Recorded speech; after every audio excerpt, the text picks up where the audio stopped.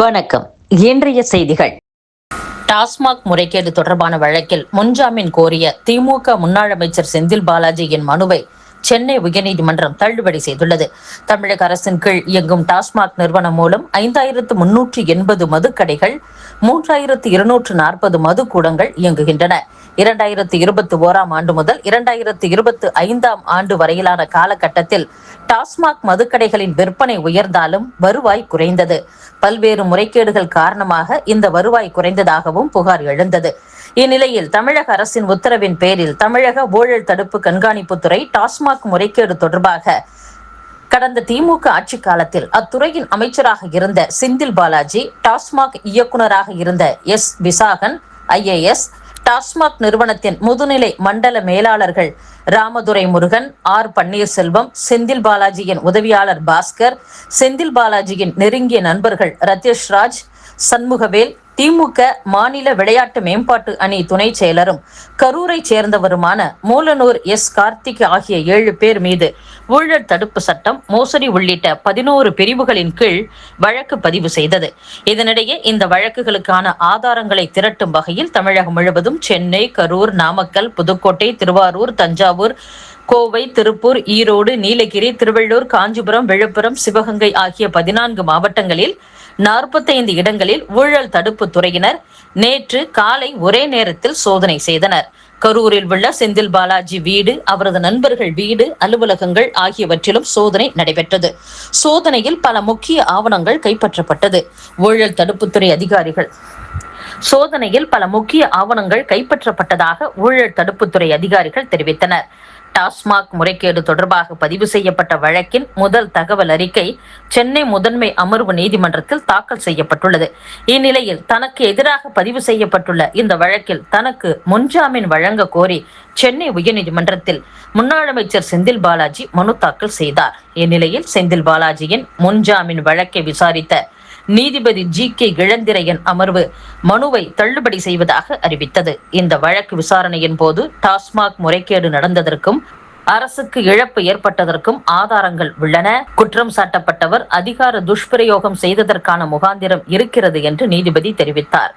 இதையடுத்து டாஸ்மாக் முறைகேடு தொடர்பான வழக்கின் விசாரணைக்காக செந்தில் பாலாஜியை தமிழக ஊழல் கண்காணிப்புத்துறை கைது செய்ய வாய்ப்புள்ளதாகவும் தகவல் வெளியாகியுள்ளது. ஒரே ஒரு ஒப்பந்த பல் மருத்துவர் பணியிடத்திற்காக நடந்த நேர்காணலில் 80 பேர் பங்கேற்றுள்ளனர். திருப்பூர் மாவட்டத்தில் ஆரம்ப சுகாதார நிலையத்திற்கு பல் மருத்துவர் நியமிப்பதற்கான நேர்காணல் மாவட்ட ஆட்சியர் அலுவலக கூட்ட அரங்கில் நடைபெற்றது. மாவட்ட நலச்சங்கத்தின் கீழ் ஒப்பந்த அடிப்படையில் பணிபுரிவதற்காக நேர்முக தேர்வு நடத்தப்பட்டது. ஒரே ஒரு பல் மருத்துவர் பணியிடமே நிரப்பப்படுகிறது. இந்நிலையில் நேற்றைய நேர்காணலில் மாவட்டத்தின் பல்வேறு பகுதிகளைச் சேர்ந்த பல் மருத்துவம் படித்த இளம் மருத்துவர்கள் 80 பேர் பங்கேற்றனர். அரங்கம் நிறைய அமர்ந்திருந்த மருத்துவர்கள் ஒவ்வொருவராக அழைக்கப்பட்டனர். அவர்களின் கல்வி சான்று விவரங்கள் சரிபார்க்கப்பட்டு நேர்காணல் நடத்தப்பட்டது. தகுதியான ஒருவர் தேர்வு செய்யப்பட்டு ஆரம்ப சுகாதார நிலையத்தில் ஒப்பந்த அடிப்படையில் பல் மருத்துவராக நியமிக்கப்படுவார் என நேர்காணல் நடத்திய அலுவலர்கள் தெரிவித்தனர். பாமக பொதுக்குழுவில் அன்புமணி பேசியதை கேட்டேன், சிரிப்புத்தான் வருகிறது. மேகதாது அணை விவகாரம் தொடர்பாக அன்புமணி கேட்ட கேள்விக்கு அணை கட்டுவதை கேட்பதற்கு தமிழகத்திற்கு உரிமை கிடையாது என மத்திய அமைச்சர் பதிலளித்துள்ளார். எனவே மத்திய அரசுக்கு ராஜ்யசபாவில் நீங்கள் தரும் ஆதரவை திரும்ப பெறுவீர்களா என கேட்டேன். ஏன் உங்களுக்கு பதற்றம் ஏற்படுகிறது? காங்கிரஸ் தனியாக நிற்க வேண்டும் என சொல்கிறீர்கள். காங்கிரஸ் குறித்து ஏன் பேசுகிறீர்கள்? பாமக 4 MLA-க்களை பெற அதிமுக, பாஜகவிடம் அடிபணிந்து நிற்கிறீர்கள். தேசிய அளவில் எதிர்க்கட்சியாக காங்கிரஸ் உள்ளது. முதலில் உங்கள் கட்சி வேலையை பாருங்கள். மேகதாது விவகாரத்தில் நான் கேட்ட கேள்விக்கு பதில் சொல்லுங்கள் என்று தமிழக காங்கிரஸ் தலைவர் மாணிக்கம் தாக்கூர் கேள்வி எழுப்பியுள்ளார். அதிமுக முன்னாள் MLA-க்கள் 4 பேரிடம் இன்று சபாநாயகர் முன்னிலையில் நடக்கவிருந்த விசாரணை ஆகஸ்ட் 4ஆம் தேதிக்கு தள்ளி வைக்கப்பட்டுள்ளது. இது தொடர்பாக சட்டசபை செயலர் சாந்தி வாயிலாக அனைவருக்கும் முறைப்படி கடிதம் அனுப்பப்பட்டுள்ளதாகவும் கூறப்பட்டுள்ளது.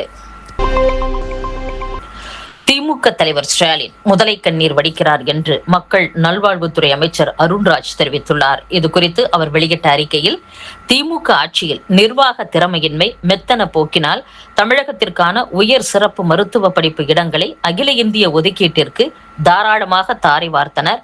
தற்போது திமுக தலைவர் ஸ்டாலின் மக்கள் செல்வாக்கையும் இழந்து தவறான தகவல்கள், பொய்களின் அடிப்படையில் முதலை கண்ணீர் வடிப்பது வேடிக்கையாக உள்ளது. உயர் சிறப்பு மருத்துவ படிப்பு கலந்தாய்வில் நிரம்பாத இடங்கள் அனைத்தும் எவ்வித நிபந்தனையும் இன்றி அகில இந்திய தொகுப்பிற்கு அனுப்பப்பட்டன. மத்திய அரசு கட் ஆஃப் மதிப்பெண் குறைத்து அவ்விடங்களில் சேர்க்கை நடத்தியது. அதன்படி 2024 119 இடங்களும் 2025 145 இடங்களும் அகில இந்திய ஒதுக்கீட்டிற்கு சென்றது மறுக்க முடியாத வரலாறு. இதனால் தமிழக மருத்துவர்களின் வாய்ப்புகள் முற்றிலும் பறிபோனது. இந்த ஆண்டு 151 உயர் சிறப்பு மருத்துவ இடங்கள் காலியாக இருந்தாலும் முந்தைய ஆட்சி போல் ஒப்படைக்கவில்லை. உச்சநீதிமன்றத்தில் சட்ட போராட்டத்தை நடத்தினோம். அதில் மாநில கலந்தாய்வில் இருக்கும் கட் ஆஃப் மதிப்பெண் அடிப்படையில் மாணவர் சேர்க்கை நடத்த வேண்டும். அவ்வாறு நிரம்பாத இடங்களில் கட் ஆஃப் மதிப்பெண் குறைத்து சேர்க்கை நடத்தினால் அந்த இடங்களில் 50% மாநில ஒதுக்கீட்டிற்கு வழங்க வேண்டும் என உத்தரவிடப்பட்டுள்ளது. இதன் வாயிலாக தமிழக மருத்துவர்களுக்கு வாய்ப்பை பெற்றுள்ளோம். தமிழக மருத்துவர்களின் நலனையும் உரிமைகளையும் அடகு வைத்த திமுக இனி மக்களை ஏமாற்ற முடியாது என்றும் பேசியுள்ளார். இத்துடன் செய்திகள் நிறைவடைகின்றன. மீண்டும் நாளை சந்திப்போம். வணக்கம்.